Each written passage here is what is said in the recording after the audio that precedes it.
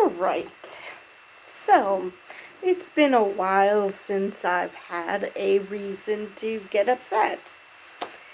And we found it.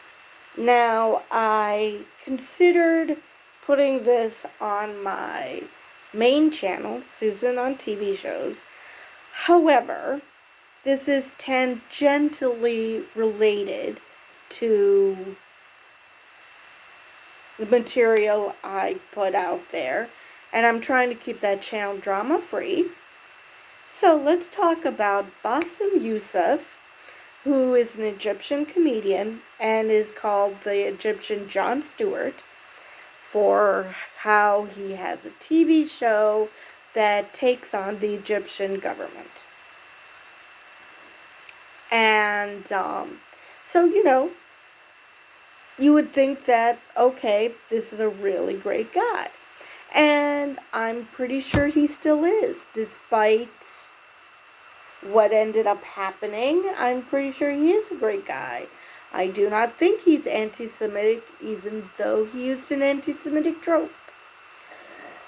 Because he is an outsider, as in he's a foreigner, so he probably just doesn't realize that he's repeating an anti-Semitic trope. But let's just get to what I'm talking about.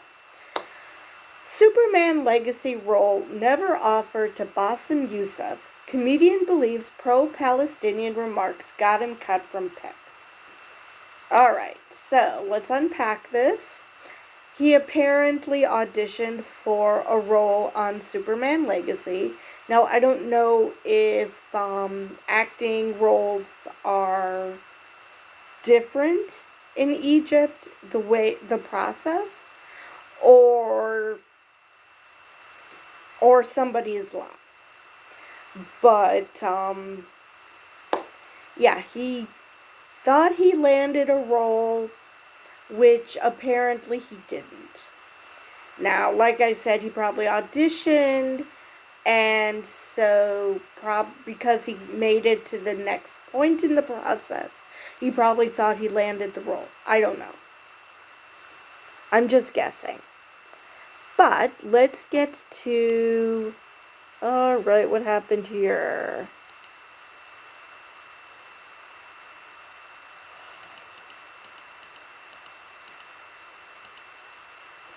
Okay, why is my computer being really, really dumb?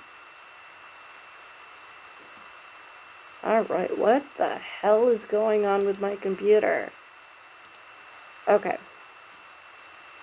So, Egyptian-born comedian Bassem Yousef claims he lost a role in James Gunn's Superman Legacy movie due to his public support of Palestine during a Piers Morgan uncensored October interview. However, a source close to production tells Deadline that's not the case. Yousef was never formally offered the role. Okay, a lot to unpack here. So, like I said, Bassem Yousef is Egypt's Jon Stewart. So, he auditioned for a role on Superman Legacy, which is why I was considering putting this on my other channel. But again, what I have to say is tangentially related to that. So now, due to his public support of Palestine during a Piers Morgan uncensored October interview. Now, I'm actually surprised that Piers Morgan allowed for him to talk if he was pro-Palestine, because he's become a right-wing darling. And I would think the right-wingers would be against Palestine, so I'm actually surprised that he was able to get more than a word in edgewise. But from what I read of the article, I'm gonna say anybody who comes to Piers Morgan just to complain, that's a bit of a red flag. But again, people who Piers Morgan does not agree with do come on the show. Unfortunately, he has this tendency to not let them speak. But anyway, enough rambling. We hear that Yousef taped an audition pre-actors strike for the role of Ruman Harjadi. I hope I didn't butcher that too badly. However, by the time Gunn turned in his final shooting strike, post-writer's strike ending in late September, that role was cut. Okay, so he did a tape pre-actor strike, and that was around the time that the writer's strike was happening. So the final script was not finished. So by the time it was, this character was dropped from the script. Now, I tried to look up to see if this character actually appears in the comics, and all I got was this story. Multiple outlets reporting on this story. So I'm going to say that it was a new character for the movie. Anyway, this was all before the tragic events of October 7, 2023.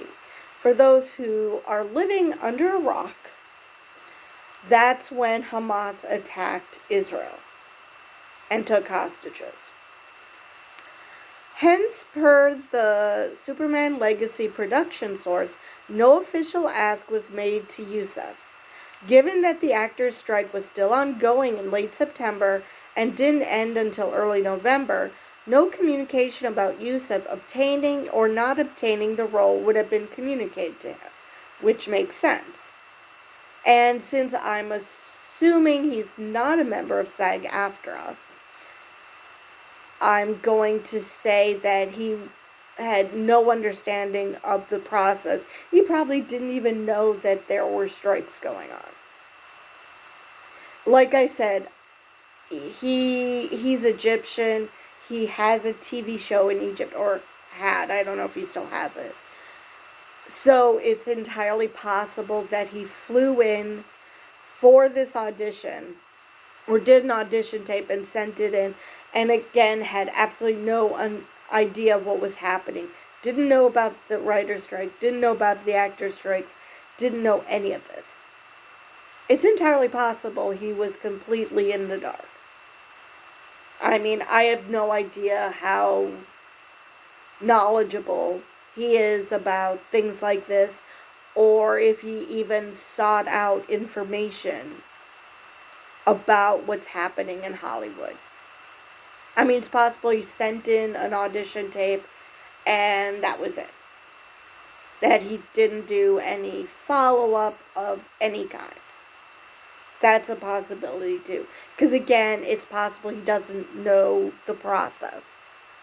That the process in Egypt is different.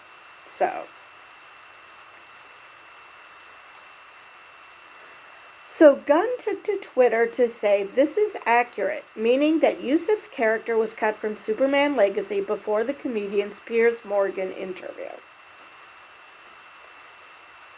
Alright. So during an October 17th appearance on Piers Morgan, which per the timeline was when strikes were going on, Piers Morgan Uncensored, Yousef slammed Israel, saying, "They said Israel's the only military force in the world that's warned civilians before bombing them." Which is a good thing. It's good that they, tell people who who they don't want to blow to bits to leave. That is definitely a good thing. He added, "How fucking cute. This is so nice of them because with this logic, if Russian troops started warning Ukrainians before bombing their houses, we're cool with Putin, right?" Which, the man's got a point. I mean, on the one hand, it's good that Israel is warning citizens to leave parts of Gaza they're about to bomb to hell.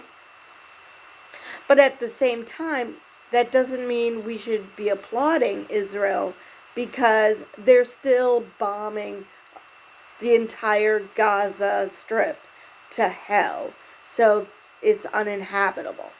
I mean, okay, that's great that they're not outright trying to bomb citizens, but how is it that they go home to rubble? How is that much better? It's better, but not by a lot. In a recent interview with Salon this week, Yousef said he believed those comments spurred his losing a role in Superman Legacy in, oh Lord, due to the Piers Morgan interview. I swear people have given up on editing. Again, he probably didn't understand the process. He probably didn't even know strikes were going on. Because of that, I was cast in the movie Superman, and then they told me we changed the script after this Piers Morgan interview. I want to assume good faith. I want to know. I want to believe that this is true. Okay, so far so good. He added, I was a little bit bitter, and the bitterness shows up very well. And I wanted to go. I was like, oh, screw DC, screw Warner Brothers. Obviously, he really wanted this role. But then I understand. I understand the emotional burden that those people have. I mean, those people have a connection with Israel. And hence comes the anti-Semitic trope that Jews control Hollywood. I mean, like I said, I want to believe he's not anti-Semitic, that he just believes this fucking stupid trope. But at the same time, I don't know his history. So I don't want to label him anti-Semitic. But at the same time, that's a pretty common anti-Semitic trope. And it's labeled an anti-Semitic trope. People have been claiming it is for a while, so he couldn't possibly have not known. But again, he's Egyptian, so maybe he honestly didn't. So, and I mean, he decided to take his gripe to Piers Morgan, so that makes me wonder what kind of media he consumes. He continued, I understand maybe the people who are in charge that took the decision looked at me and didn't want to have me. And maybe I understand.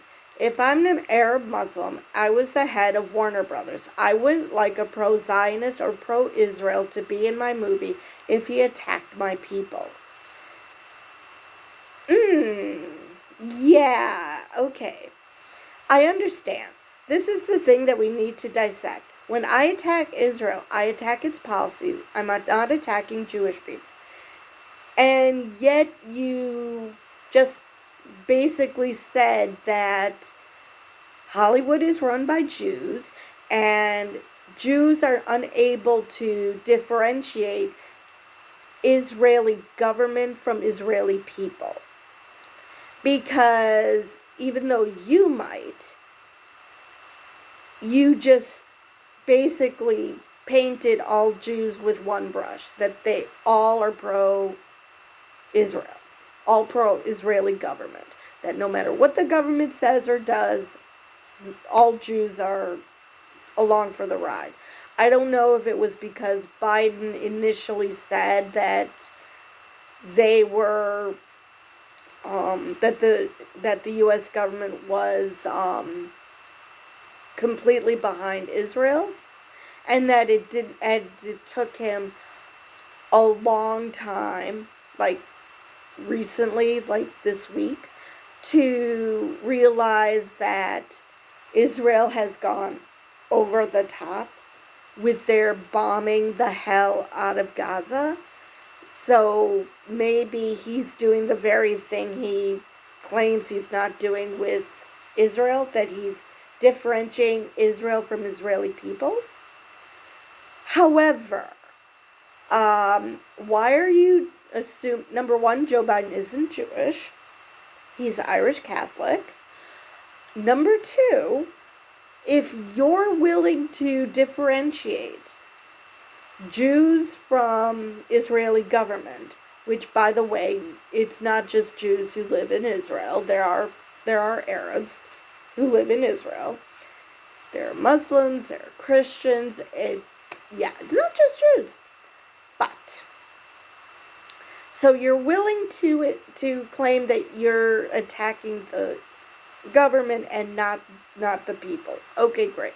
So why are you assuming that all Jews, no matter where they are, even if Hollywood was run by Jews, which it's not, even if that were the case, why are you assuming that Jews are just going to be anti-Palestine and pro-Bibi because of what Hamas did? I mean, have you not been paying attention to Israel at all? The Israeli people hate Bibi. How he keeps managing to end up leading the damn country, I have no clue. Because there are plenty of Israelis who do not like him and who want him gone. When he did his power play against the judiciary, there were protests in the streets. So you want people to understand that you are criticizing the government, yet you are painting Jews with this broad brush of they support Israel no matter what. Okay. And that's it again, if Jews did control Hollywood, but they do not. Now, I don't know who ultimately runs Warner Brothers, but James Gunn is definitely not a Jew. Peter Safran, I don't know what his faith is, but doesn't sound Jewish to me. So,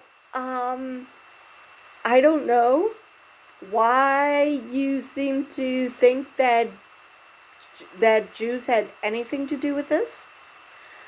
But, or because, the Egyptian government, he always has to fight back against the Egyptian government to do his skits, that he's been threatened by the government. Maybe he doesn't understand that the U.S. government doesn't have that power.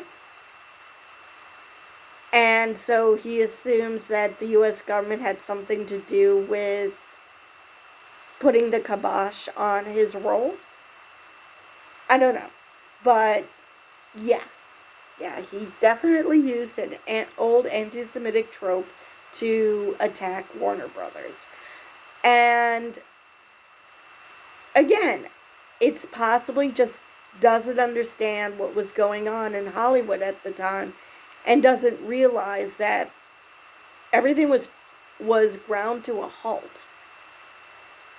So, and drafts get done and revised. So, I don't know what to tell you, dude. And from what I could find, this character did not exist in the comics of any stripe. So, don't know what to tell you, dude. Obviously, you really wanted this role, whether it be because you felt like, this would get you in front of an American audience, or you're a big fan of DC, I don't know.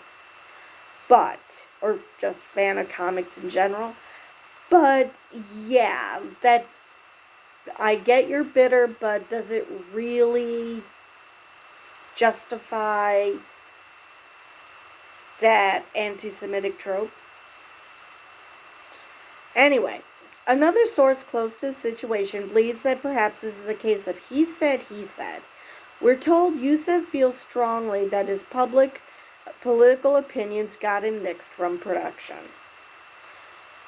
And I mean, like I said, he comes from an environment where the government will harm him, either physically or just financially, when he dares speak out against them. So maybe he just, because he's so much in that situation, that's his go-to point. That it just doesn't occur to him, again, maybe because he doesn't know the process, that it never occurs to him that not all governments are like that. Not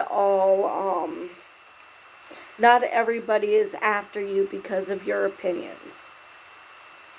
So, I mean, it could have easily been that James Gunn looked at his draft and said, oh, yeah, this isn't gonna work. Maybe he saw his audition tape and it's like, you know what? This is just a bit role. This is not,